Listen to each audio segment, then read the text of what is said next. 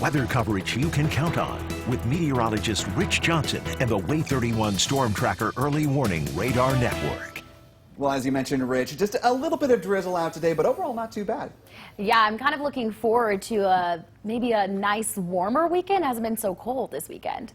It's been, I would say, 5-10 degrees above average, at least for the daytime highs, and that's going to continue for a few more days at least. And even though we do have a cold front coming in this week, it's really the impact that we're going to find is for those overnight lows. They're still going to be above average, but they'll be closer to average. All right, let's look outside right now, and it's a nice evening over at Guntersville. You can really not tell too easily, but there are a few clouds out there. We did have some patchy drizzle earlier.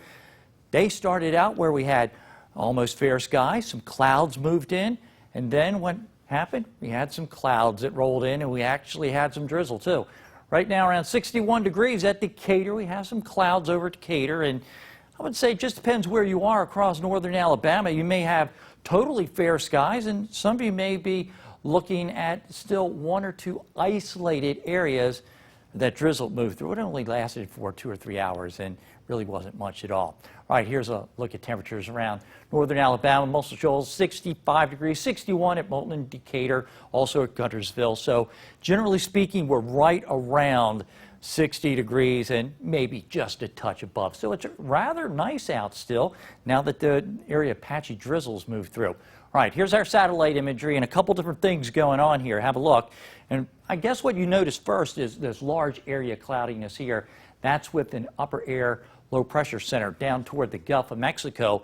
And the reason I'm mentioning that is because we're looking at the battle of this upper air low down here, and we also have a high pressure center way over toward the mid-Atlantic. Why is that important? They're battling to try to direct Eta and exactly how far Eta is going to make its way to the north. And that's important for us because if it's pulled farther to the north, we'll get some rain from Eta probably around Wednesday, Thursday. But right now it appears that that may not happen. Talk more about that in a second. All right, as we look at the satellite imagery a little bit farther south, this is down the western Caribbean Sea, and where's Eta? I think you can tell yourself it's with this ball of convection right here. It's right about to make landfall over across the south central coast of Cuba.